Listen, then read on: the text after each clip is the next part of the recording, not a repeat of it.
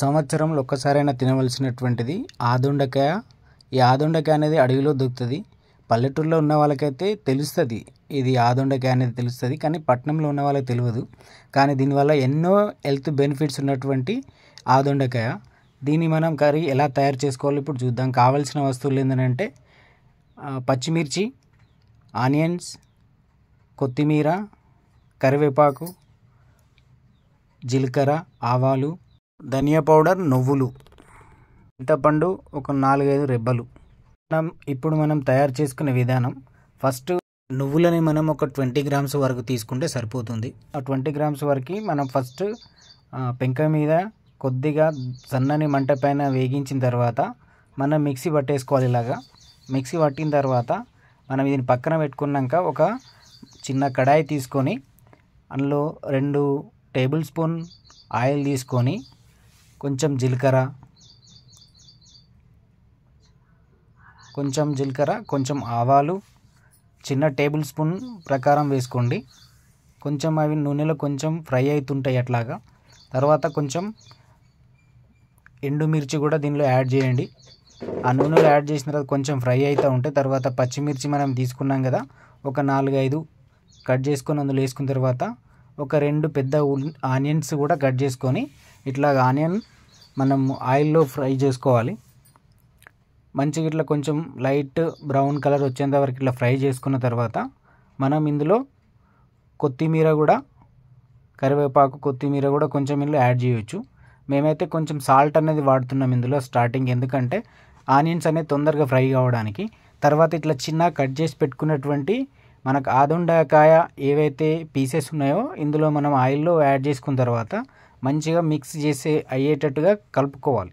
కలుపుకుంటే ఆయిల్ అనేది మొత్తం ఈ ఆదొండకాయకి మంచిగా పట్టిన తర్వాత ఆ ఆయిల్ అనేది మంచిగా పీల్చుకొని కర్రీ అనేది మనకు కొంచెం టేస్ట్గా రావడానికి మంచి ఛాన్స్ ఉందన్నమాట. అట్లా మంచిగా మిక్స్ చేసుకోవాలి. మిక్స్ చేసుకుంటే కొంచెం చూడొచ్చు మంట తగులుతున్నాక మనకి ఆ దొండకాయ కలర్ అనేది కూడా చేంజ్ అవుతూ ఉంటుంది. చాలా బాగుంటుంది ఈ కర్రీ. ఖచ్చితంగా 1 ఇయర్లో ఒకసారి ప్రతి ఒక్కరు తినాల్సింది ఇది. మీకు దొరికిందంటే ఎక్కడైనా సరే మీరు తీసుకోండి. మంచి హెల్త్ బెనిఫిట్స్ ఇక్కడ మనకు చాలా దొరుకుతాయి ఈ కర్రీ వల్ల. అందులోనే మనం ఒక టేబుల్ స్పూన్ పసుపు, ఒక టేబుల్ స్పూన్ వచ్చేసి అల్లం ఎల్లిగడ్డ పేస్ట్ కూడా మనం ఇలా యాడ్ చేసుకొని ఇట్లా మంచిగా మిక్స్ చేసుకొని ఇప్పుడు మనం కొంచెం ధనియా పౌడర్ యూజ్ చేస్తున్నాం ఇక్కడ. ఆ ధనియా పౌడర్ అనేది చిన్నగా ఒక 1/2 టేబుల్ స్పూన్ వాడితే సరిపోతుంది. మరి ఎక్కువ వేసుకుంటే కూడా బాగుండదు. ఇట్లాగా మొత్తం మంచిగా మిక్స్ చేసుకోవాలి.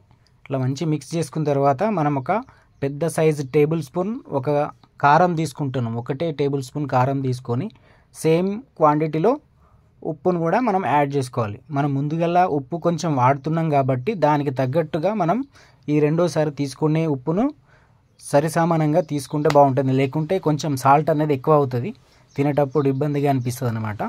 ఇక్కడ మొత్తం అన్నీ ఇట్లా వేసుకున్న తర్వాత మంచిగా మిక్స్ చేసుకుంటే ఇట్లాగే ఫ్రై కూడా చేయొచ్చు. అంటే వితౌట్ వాటర్తో ఫ్రై కూడా చేయొచ్చు.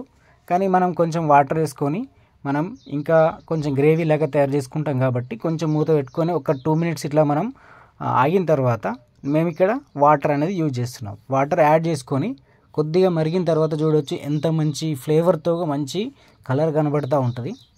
ఇట్లాంటి కలర్ టైప్లో ఉన్నప్పుడు మనం చూసుకోవాలి. ఇట్లా కలుపుకొని చూసుకుంటే మనకు ఆల్రెడీ దొండకాయ మంచిగా ఉడికిపోయిందనమాట. ఇందులోనే మనం ఏంటంటే మిక్సీ పట్టుకొని పక్క పెట్టుకున్నటువంటి నువ్వుల పొడిని మనం యాడ్ చేసుకోవాలి. యాడ్ చేసుకుంటే ఇది ఎందుకంటే టేస్టీ ఉంటుంది, మంచి గ్రేవీ అనేది చిక్కగా రావడానికి మనకి ఇది యూజ్ చేస్తూ ఉన్నాం. ఇట్లా యూజ్ చేసుకొని మంచిగా కలుపుకున్న తర్వాత కొంచెం కొత్తిమీర మనం ఇందులో యాడ్ చేసుకుంటే ఆ కొత్తిమీర కూడా అందులో ఉన్న ఫ్లేవర్ అనేది కూడా మంచిగా ఈ కర్రీకి అనేది మంచి టేస్ట్ని ఇస్తుంది అనమాట. తర్వాత మనం కొంచెం ఉడికిన తర్వాత మనం ఇట్లా పక్కన పెట్టేసుకున్న తర్వాత లాస్ట్లో మనం చూసుకొని ఇంకా కొంచెం గార్నిష్గా కొత్తిమీర అనేది మనం వాడుతున్నామంటే పైన వేసుకుంటే మనకి ఎంతో టేస్టీ అయినటువంటి ఈ ఆదొండకాయ కర్రీ అనేది మనకి ఎంతో బెనిఫిట్ ఉన్నటువంటి, ఆరోగ్యాలకు ఎంతో మేలు చేసేటువంటి మెడిసిన్ లాగా పనిచేసే కర్రీ రెడీ అన్నమాట.